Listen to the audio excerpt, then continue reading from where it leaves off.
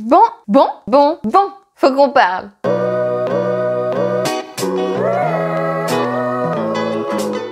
Aujourd'hui, sujet tellement épineux, voire même plein de rebondissements. Lol. La cellulite. Cette connasse. Si tu regardes cette vidéo, c'est parce que tu as constaté que tu avais la peau qui était plus ou moins lisse à certains endroits de ton corps. Et parfois, tu te demandes même si ton cul te sourit pas carrément tellement il a de fossettes. Alors, il est temps de comprendre tout ça. Parce que tu le sais, pour combattre son ennemi, il faut connaître son ennemi. Ne nions pas l'évidence, la cellulite est notre ennemi. Parce qu'on nous a mis en tête que c'était pas normal. Merci les mannequins, merci Photoshop, merci les dictats de la beauté. Bon, mettons les choses au clair dès le début et vous devez certainement le savoir. En fonction du type de cellulite que tu as, c'est quasiment impossible à faire disparaître sur le long terme. C'est-à-dire qu'au mieux, tu peux l'estomper. Tu imagines bien que si les stars n'arrivent pas à soudoyer les magazines pour qu'ils effacent les photos qu'on prend d'eux sur la plage et où on voit la petite cellulite qui transparaît, alors qu'ils sont bourrés de fric, c'est qu'il y a bien une limite à ce que l'humain peut faire sur ses capitons. Et c'est pas toi, Jessica, avec tes 2 palpés roulés par semaine qui va réussir à totalement l'éradiquer. Donc on va regarder ce sujet en long, en large et en travers pour essayer de t'aider à un petit peu améliorer tout ça. Dans les limites du possible, tu l'as compris. Déjà, la cellulite, c'est quoi? À part un truc pour nous faire chier. Alors là, je prends ma tablette. Oui, parce que j'en ai un petit peu marre de tout le temps répéter les mots que je n'arrive pas à dire. Les scientifiques, on dirait que vous avez trop peur qu'on arrive tous à passer un doctorat, du coup, vous nous placez plein de mots très chiants. Vous essayez de nous faire croire que c'est trop compliqué, hein? Je le sais. Un doctorat? Pour ce mécréant? Il n'y arrivera jamais, Théodorus. Élémentaire, mon cher Perceval, autant laisser les ignares dans leur ignardise. La cellulite, ou appelée par les scientifiques présomptueux paniculopathie esthétique. Si avec ça, vous n'avez pas la preuve qu'ils essaient de semer le doute dans nos esprits pour qu'on n'essaie pas de comprendre, je vois pas mieux. Bon, en gros, ce sont des amas graisseux dus à une anomalie métabolique et à une hypertrophie des cellules adipeuses qui, en fonction du type de cellulite et de l'âge de ces cellules adipeuses, sont plus ou moins coincées et enflammées, voire même étouffées.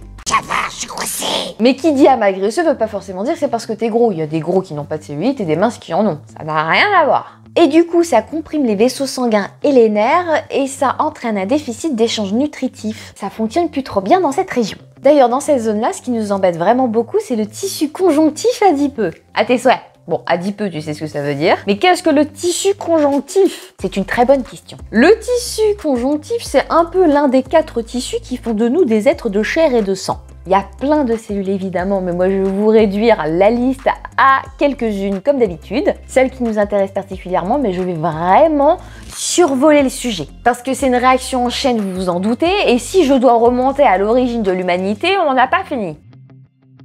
Les adipocytes, les cellules graisseuses, mais aussi de fibroblastes, c'est des cellules protectrices et anti-infectieuses. Elles aident à la souplesse de ta peau, évidemment ça a un lien avec le collagène, qui hélas est un petit peu mis à mal dans cette situation. Il se mélange, il durcit, se scindit, se fonde, enfin bref, vous l'avez compris, hein, voilà, c'est un petit peu la teuf et ça fait un peu n'importe quoi quand il y a de la cellulite. Ainsi que les macrophages.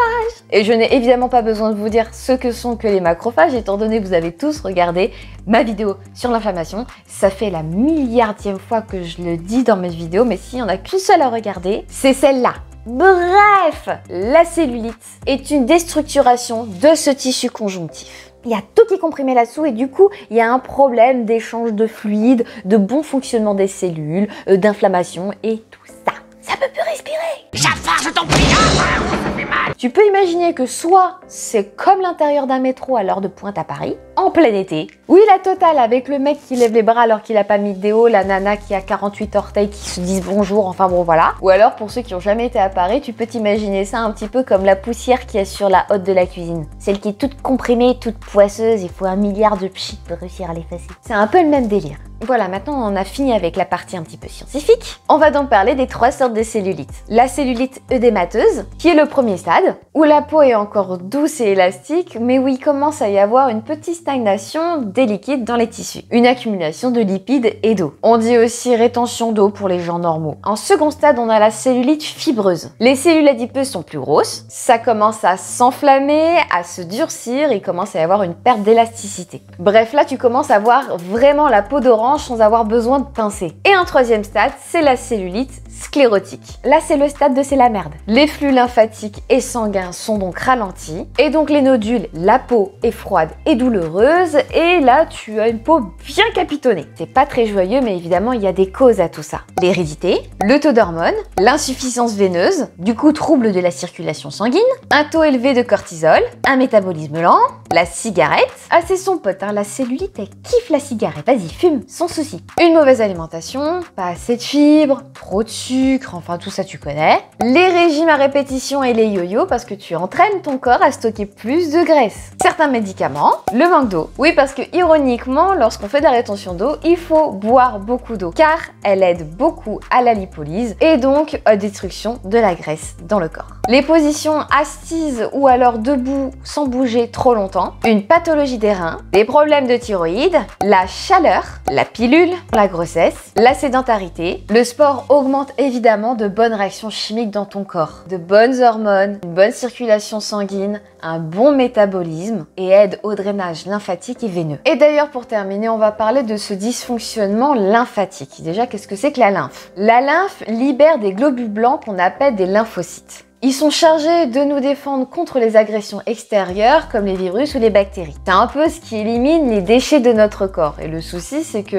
lorsqu'on a une mauvaise circulation lymphatique, on élimine mal les toxines. On a donc un mauvais décrassage du corps, et qui dit mauvais décrassage du corps, dit recrassage du corps, la cellulite. On est d'accord, je raccourcis au maximum le lien entre la lymphe et la cellulite. Donc rester assis, couché ou debout de façon statique, ça n'aide pas à la circulation lymphatique. Pour finir, la lymphe, elle est répartie en plusieurs ganglions que tu as par là, que tu as par là, que tu as... Je le mettrai sur le bonhomme qui est là. Ou là. Ce sont ces ganglions-là qui libèrent les lymphocytes. Et d'ailleurs, le brossage à sec est quelque chose d'assez connu pour réussir à faire circuler tout ça. Moi, je le fais et je dois avouer que c'est un vrai bonheur pour le corps. On se sent extrêmement bien, c'est même limite mieux qu'un massage. Le brossage à sec, en gros, c'est avec ce genre de brosse. Oui, ça ressemble aux brosses qu'on utilise pour brosser les chevaux, je suis d'accord avec vous. Du coup, les cavaliers, vous n'avez pas besoin d'acheter. En gros, il y a des mouvements circulaires à faire sur le corps de bas en haut pour ramener les fluides vers ces ganglions. Alors, la toute première fois que tu le fais, je dois avouer que c'est un petit peu étonnant. Mais au bout d'un moment, tu t'y habitues quand même pas mal et en plus de ça, il y a un deuxième avantage, ça t'exfolie pas mal le corps. Donc ça, je vous le conseille. Il existe aussi un peu des brosses qui ressemblent à ça avec des points pour faire des massages pour la cellulite. Mais ça, j'ai jamais essayé. Mais ça doit certainement être utile. De toute façon, tout type de massage pour la cellulite, c'est forcément bon. Passons à la suite. Bon, alors évidemment, la grande question, c'est comment la combattre? Comme je l'ai dit tout à l'heure, on peut l'atténuer et il existe plusieurs solutions. Le sport, évidemment, l'eau, les massages manuels ou avec des cups ou avec des appareils électriques. Alors, je préviens pour ceux qui ont jamais essayé, ça fait super mal. Mais ça fait mal! Pareil, il faut souffrir pour être belle. Il y a des limites, hein. Après, si t'as le courage, fais! Le brossage lymphatique, l'arrêt du tabac, l'alcool encore et toujours avec modération, une alimentation saine sans aliments transformés que tu cuisines toi-même avec des aliments bruts de base. On limite à mort le sel, mais vraiment limite-le à mort. On essaye d'aller à la piscine. Je sais que c'est pas évident, on veut combattre la cellulite pour pouvoir justement aller à la piscine ou aller à la plage, mais c'est vraiment très efficace. On boit des tisanes, thé vert, bouleau, queue de cerise ou reine des prés pour la rétention d'eau et l'action anti-inflammatoire. Vigne rouge, amamélis, ginkgo biloba ou marronnier d'Inde pour la circulation sanguine. Ortie, trèfle rouge, thé de java, céleri, bardane ou bourgeon de châtaignier pour la circulation des fluides. On aimera aussi le citron, le chocolat noir, les fruits rouges, les pépins de raisin, les noix, le saumon pour l'oméga 3 qui aide à combattre l'inflammation, les épices comme le safran et le curcuma, et il existe évidemment le grand mythe du vinaigre de cidre. Mais on peut aussi s'orienter vers des huiles essentielles, et il y en a beaucoup. Ici, ce qui vous intéresse, ce sont les huiles essentielles vasodilatatrices, qui dilatent les vaisseaux sanguins pour mieux faire circuler le sang. Mais attention, si vous avez des problèmes de santé qui vous interdisent tout ce qui est vasodilatateur, comme l'hypertension ou les problèmes cardiaques, d'abord demandez à votre médecin. Et je vous les ai toutes écrites ici, parce que j'avais la flemme de les lister. Il existe aussi des solutions plus invasives faites dans des centres spéciaux, des centres médicaux ou alors des centres esthétiques, comme la cryolyse, le laser, la radiofréquence ou alors l'ultrason. Mais faites attention avec ce genre de technique, il y en a certains qui peuvent vous provoquer des nécroses. Et les nécroses, dans ce cas-ci, ça n'est absolument pas naturel et ça peut entraîner des choses extrêmement graves pour le corps. Ah, tu pourras pas m'en vouloir si on te coupe une jambe, je t'avais prévenu. Et si tu veux un peu d'aide, tu as aussi les crèmes. Je rigole, ça marche pas du tout. Garde ton fric, je l'ai dépensé pour toi. Peu importe le nombre de couches et peu importe le nombre de fois, faut quand même que tu fasses des massages, que tu fasses du sport, que tu boives de l'eau. Bon, bref, en gros, t'achètes pas la crème, ça fait la même chose. Personnellement, à part 2-3 crèmes et quelques massages avec la cup, je me suis jamais trop intéressée au problème de ma cellulite. C'est-à-dire, j'avais parfaitement conscience que c'était héréditaire et mon problème numéro 1, c'était de réussir à maintenir un certain poids. Donc la cellulite, c'était vraiment le cadet de mes soucis. Mais créer cette chaîne YouTube, je dois avouer que ça m'a pas mal encouragée à faire plus attention. Et du coup, je me suis donné un challenge personnel à relever. Alors je vous donne rendez-vous fin juin, début juillet pour voir cette cellulite avant-après. Et maintenant que je l'ai dit, je ne peux pas revenir en arrière. Ah, je pourrais ne pas le mettre dans la vidéo.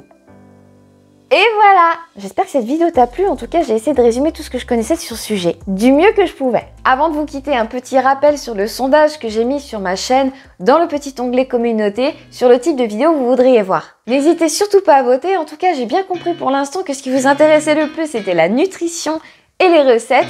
Et du coup, je reviendrai dans 15 jours avec une vidéo en rapport avec tout ça. À la prochaine!